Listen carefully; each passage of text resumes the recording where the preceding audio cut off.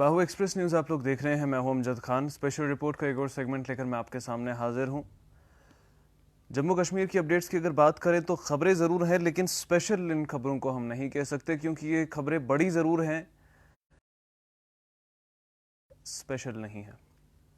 एक खबर हमारे पास अभी आ रही है जम्मू से। जम्मू के वेयर हाउस जो चौकी है, जिसको हम लोग विक्रम चौक चौकी भी एक तरह से कहती हैं, वहाँ से एक खबर हमारे पास आ रही है। 2 दिन पहले आपने सुना होगा कि वहाँ पर एक कांस्टेबल पॉजिटिव टेस्ट हुए थे, जिसके बाद विक्रम चौक वेयर हाउस का जो ये चौकी है इसको सील कर दिया गया था। जितने भी वहाँ पर मौजूद पुलिस ऑफिशियल्स हैं, पुलिसकर्मी हैं, उन सबको क्वारंटाइन में भेज दिया गया था। उन सबके सैंपल्स टेस्ट हुए थे, सैंपल्स कलेक्ट हुए थे। और अभी कुछ देर पहले हमारे पास में एक खबर आ रही है कि जो चौकी ऑफिसर है यानी चौकी इंचार्ज हैं वहाँ के, वो भी अब पॉजिटिव टेस्ट हो चुके हैं। जम्मू कश्मीर में जहाँ एक तरफ लगातार नंबर ऑफ केसेस जो हैं वो बढ़ते जा रहे हैं, नंबर ऑफ केसेस जो हैं वो पॉजिटिव आते जा रहे हैं लगातार, वहीं दूसरी तरफ जम्मू कश्मीर में जो फ्रंटलाइन वॉरियर्स हैं, जम्मू कश्मीर पुलिस हो, डॉक्टर्स हो, वो भी इस वायरस से सेफ नहीं है। कल शाम एक इंसिडेंट हुआ जहां पर एक फ्रंटलाइन कोविड वॉरियर की मौत हुई बांडीपुरा डिस्ट्रिक्ट में। सुंबल के रहने वाले थे, गुरेज में पोस्टेड थे। पहले कोविड-19 के पॉजिटिव थे, फिर उसके बाद रिकवर हुए थे, नेगेटिव टेस्ट हुए थे, लेकिन दोबारा से पॉजिटिव हुए और दूसरी बार वो खुद को बचा नहीं सके कोविड-19 से। और ऐसे ही जम्मू से हमारे पास जो खबर आई है कि चौकी ऑफिसर जो है वेयर हाउस के, वो पॉजिटिव हो चुके हैं। इससे पहले वहाँ पर एक कांस्टेबल पॉजिटिव हुए थे और उसके बाद वहाँ पर वो चौकी भी पूरी तरह से सील कर दी और अब जो चौकी के इंचार्ज हैं वो भी पॉजिटिव आ चुके। जम्मू कश्मीर में एक तरफ बढ़ते हुए नंबर्स, आज के नंबर्स की जिस तरह से हमने अभी कुछ देर पहले भी बात की कि लगभग 540 केसेस पॉजिटिव हैं आज के दिन में, और जो टोटल डेथ का आंकड़ा है वो 348 पर पहुंच चुका है। अनलॉक 3 की गाइडलाइंस भी आ चुकी हैं, जिनके बाद खुलेआम रात घूम सकते हैं आप, कोई आपको रोकने वाला नहीं होगा। उसके बाद जिम भी, योगा सेंटर्स भी जा सकते हैं बिना किसी रोक टोक के, 5 अगस्त के बाद से बेशक, लेकिन जा ज़रूर सकते हैं आप। जिन स्टेशंस की, मेट्रो स्टेशंस की, वो अभी भी बंद है। रिलीजियस प्लेसेस को खोलने की डिमांड आ रही थी, वो अभी भी बंद है। कल्चरल इवेंट्स जिनकी ज़रूरत तो नहीं है फ़िलहाल, लेकिन अभी भी वो बंद है। और उसके साथ साथ पॉलिटिकल इवेंट्स जो लगातार जारी हैं जम्मू कश्मीर में, बेशक बड़ी गैदरिंग में ना हो रहे हों, ट्विटर हैंडल्स पे हो रहे हों, न्यूज़ चैनल्स पे हो रहे हों, लेकिन पॉलिटिकल एक्टिविटीज़ जारी हैं। लेकिन ओपनली कांग्रेगेशनल एक्टिविटीज़ जिनमें जमावड़ा लगता हो लोगों का, वो अभी भी बंद है। नंबर ऑफ रहे हैं 50,000 से ज़्यादा केसेस 24 घंटे में। वहीं दूसरी तरफ सरकार कहती है कि हमारे आंकड़े बहुत अच्छे हैं और हम बहुत अच्छा काम कर रहे हैं कोविड-19 को रोकने में। अब मेरा सवाल ये है कि जो लोग कोविड-19 से हमें बचाते हैं, जो लोग इस कोविड-19 को रोकने में पूरी तरह से काम कर रहे हैं, जब वो खुद सेफ नहीं है तो जनता सेफ कैसे होगी? जब एक पुलिस ऑफिसर जो आपके लिए कर्फ्यूज लाइन में लोगों को घरों से बाहर आने से रोकते थे, जो कोविड-19 के जो लॉक इन्फोर्समेंट था उसको पूरा सफल बनाते थे, वो सेफ नहीं है। सीआरपीएफ के जो हमारे जवान हैं वो सेफ नहीं है क्योंकि वो भी कोविड के पॉजिटिव आ रहे हैं। सेना के जवान को कोविड के पॉजिटिव आ रहे हैं, वो सेफ नहीं है। डॉक्टर्स जो कि फ्रंट लाइन में हॉस्पिटल्स के अंदर फेस करते हैं कोविड पॉजिटिव पेशेंट्स को, उन्हें ट्रीट करते हैं, उनका ख्याल रखते हैं, वो सेफ नहीं है।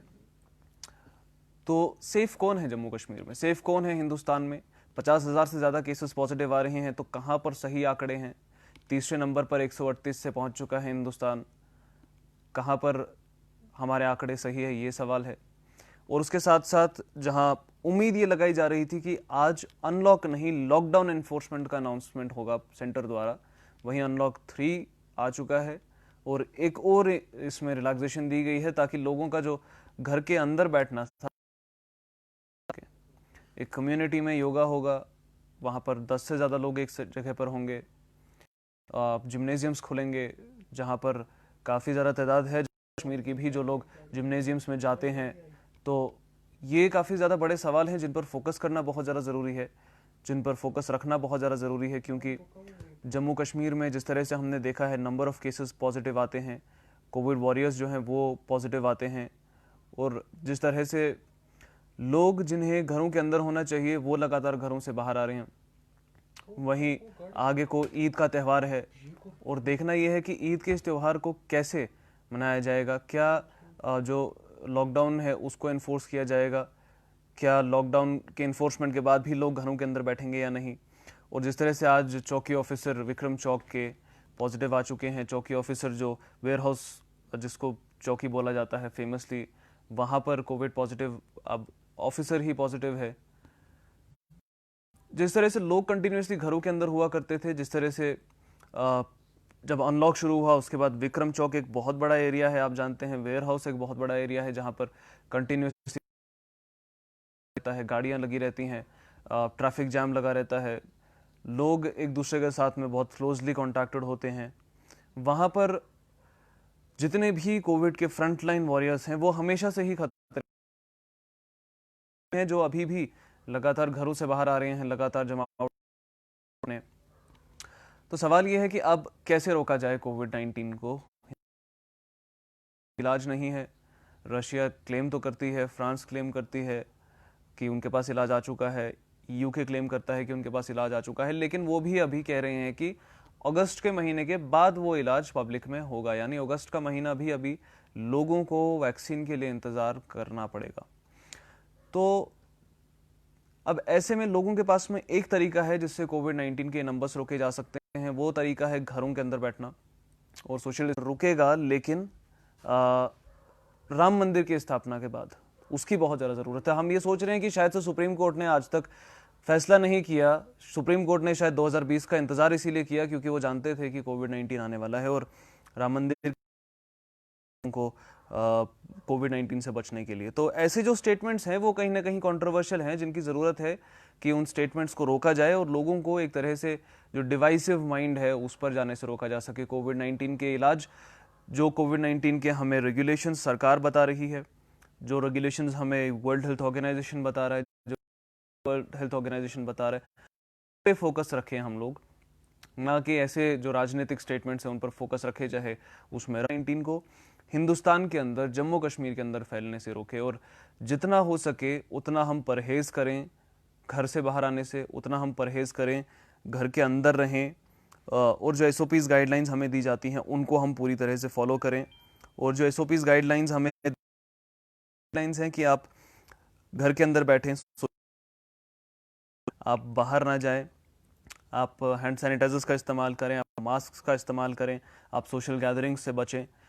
कुछ ऐसी एक्टिविटीज़ हैं जो हम काफ़ी पहले से करते भी थे और कुछ ऐसी कर सकते हैं लगातार। तो ज़रूरत यही है कि इन एक्टिविटीज़ को थोड़ा सा स्ट्रिक्टली इम्प्लीमेंट किया जाए और थोड़ा सा स्ट्रिक्टली इन एक्टिविटीज़ को खुद पर एक तरह से हम इन्फोर्स करके बच सकते हैं कोविड-19 से। और अगर हम बात करें, जिस तरह से हमने कंटिन्यूसली बात की है कि एक बड़ा प्रोजेक्ट हिंदुस्तान में अभी चल रहा है, सेंट्रल विस्टा प्रोजेक्ट के बारे में हम बात कर रहे हैं।